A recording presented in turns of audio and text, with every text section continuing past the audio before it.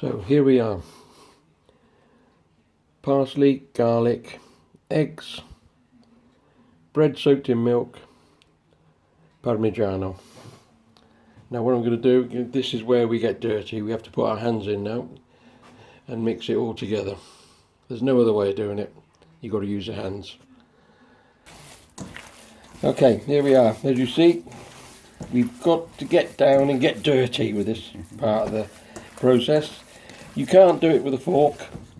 It doesn't mix it all in. Okay. So I've just got to carry on with this now for a few more minutes, and then I'll be back and show you the next process. Okay, here we are now. This is all done.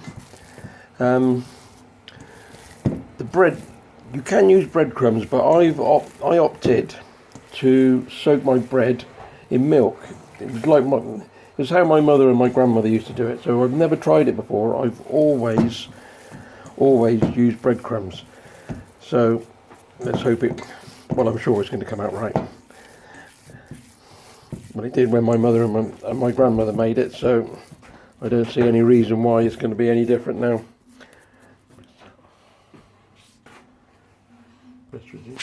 Okay, this is the best size for a meatball. You don't want to go any smaller or any bigger. If you make them too big, you won't get them in your mouth. No, only joking. Okay, I'm just going to do 2 or 3 just to show you, and then I'll have to crack on and do the rest. Otherwise, it's I'm going to get way behind. Okay, Maureen, do you want to on the tray? Look, what I've used greaseproof paper on a baking tray. The only reason I've used greaseproof paper is that I do the washing up as well, so it does save me a lot of scrubbing.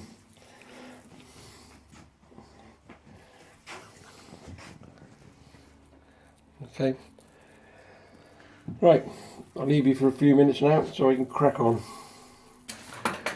Okay, we have a one tray made, ready to go in the oven, and my assistant is just lining another tray with greaseproof paper so I can finish them off. Grazie, Maureen. There's a little bit of mixture left, enough to make it to fill that tray up anyway. Okay, so off I go again. Okay, that's it. That's the other tray finished. What I have done, I've got to make the tomato sauce now. There we go. Now I've saved a little bit of the mince because I need to fry that off in the saucepan to make the sauce. Otherwise, well, the sauce doesn't taste nice. It'll just taste of tomato, and you really need a bit of flavour from the meat. It just enhances the sauce. You'll never get this. What I'm going to do now, you will never ever get this out of a tin or a jar. You need to make it. And like my nonna used to say, you no make a good food unless you stand over it. And if you watch the Facebook all the time, you never ever eat properly. Anyway, she didn't say about the Facebook bit, but she said if you don't stand over it, the food doesn't come out right. Okay, here we are. I've cut the garlic and chopped up the onions. Now the garlic I tend to leave quite large because while you're searing the meat, garlic tends to burn, and burnt garlic doesn't taste very nice. So I'm going to put that in the in the saucepan. Okay, put everything in together. And then I'm going to add a couple of tablespoons of olive oil. There we go. I'll put a bit more in. When my gran used to make it, she used to put half a bottle in, and you can see the oil floating on the top. Oh. But this is just right. Okay, and then we just put the remainder of the meat in, and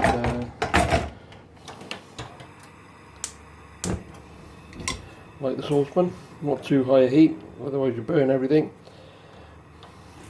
You just need to fry off the meat a bit, so it just adds a little bit of flavour to the oil.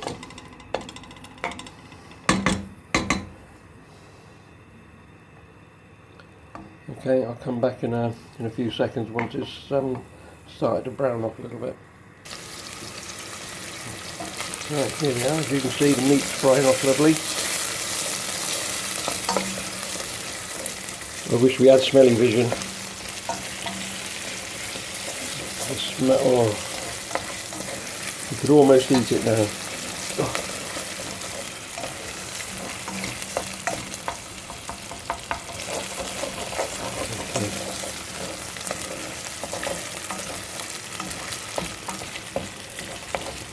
As you can see, the meat, some of it is sticking to the pan, which is alright, because when you put the tomato in, all that will come off and it will cook in with the tomato.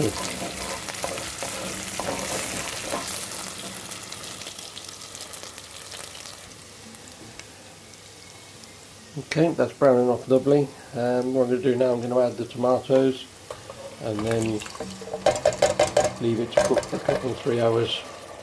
You really need to let it cook. The longer the better, so that it really cooks the tomatoes. Nothing worse than partially cooked tomatoes. That's why people add sugar to it, because they cook the tomato for a short period of time and they're really, really acidic tasting. So they put a couple of spoons of sugar in. But if you let it cook for 2 or 3 hours, all that goes and you don't need to put sugar in it.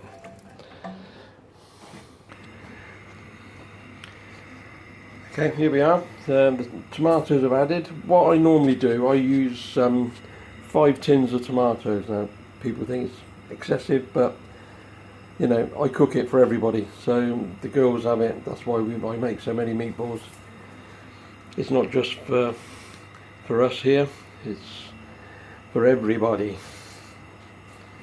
So if you're going to do it, or even if there's only 2 of you, you make a pan full like this, use what you need for that day, and then freeze it into smaller containers, and then you just take it out and you've got a meal. You can use a tomato for anything. You can have pasta, you can make it into a soup, salt, you know, loads of things, and the flavour's there.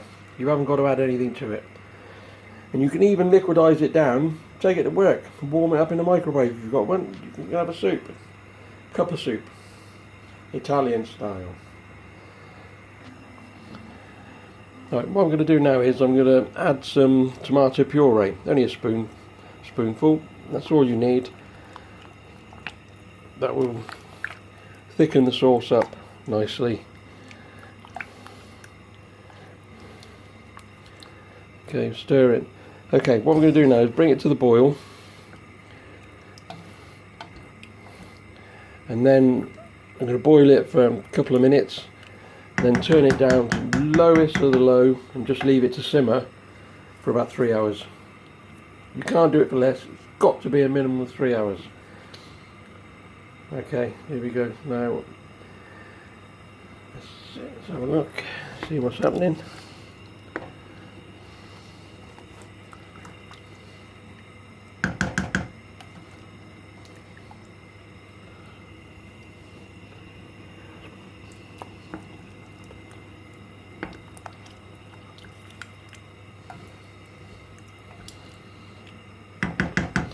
At this stage you could put a drop of balsamic vinegar in there, red wine, it's up to you. I don't put anything in there because the flavour is so intense afterwards, you don't need anything else. But what I would say is try it like this first, and then afterwards if you want to put balsamic vinegar in, red wine, you can. There you go, it's not coming up to the boil yet. It's just starting to bubble.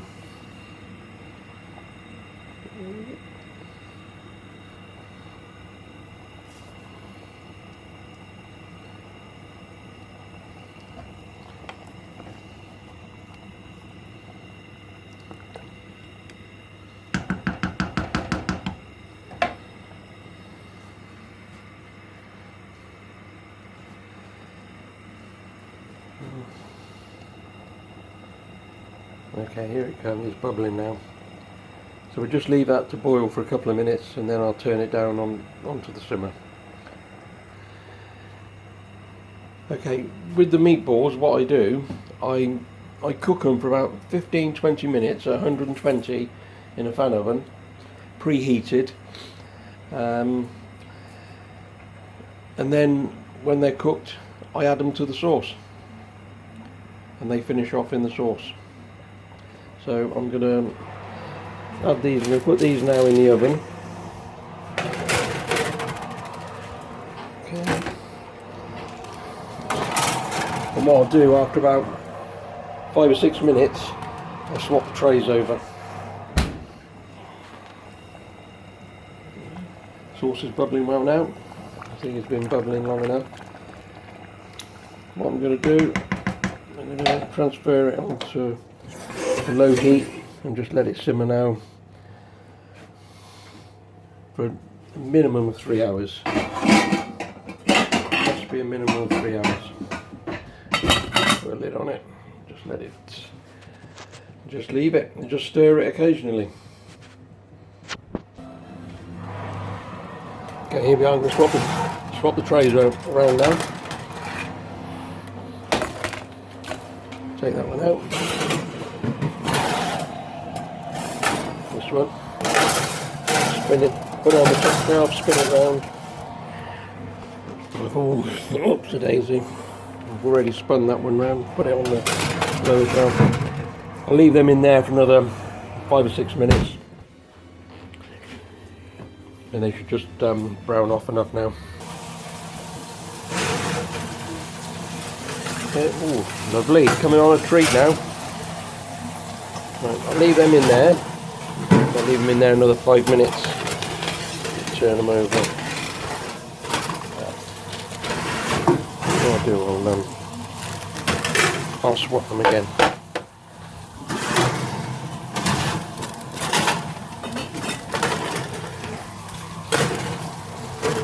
At the top. There we go.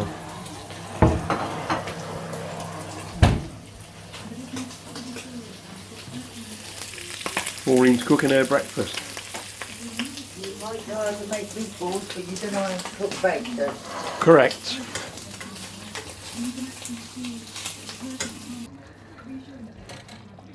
Tomato coming on a treat. Give it a little stir.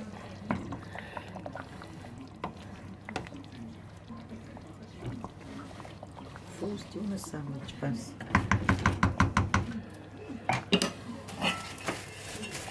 I'm going to make myself a little bowl of porridge. There we go. Just added a few basil leaves now. Oh, look at them bubbling away. Okay, I think they've been cooking long enough now, so I'm going to turn the oven off. I'm going to take them out. Ooh, forgot my cup. So, here we go. Look at that.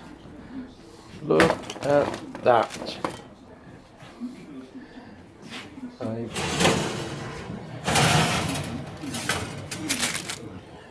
Right, what I'm going to do, I'm going to leave them on. I'm going to leave them out there now. They can cool off a little bit. It doesn't matter, because what I'm going to do with these, I'm going to add these to the sauce.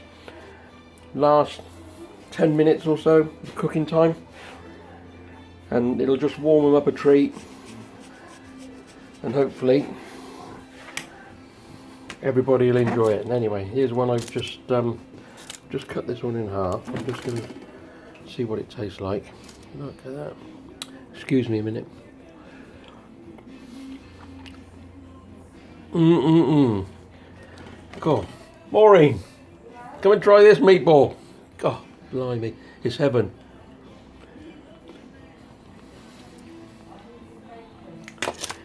That is absolutely awesome. Right, what else can I say about it? I'm gonna leave these to cool, and then, like I say, I'll add them to the sauce. Just the last 10-15 minutes or so, just to warm them up. I won't add all of them, because what I'll do, I'll just add enough for Maureen and myself for dinner time, which will be 4 or 5, and then I'll freeze the rest into little bags, and then we can just take out as many or as few as we need.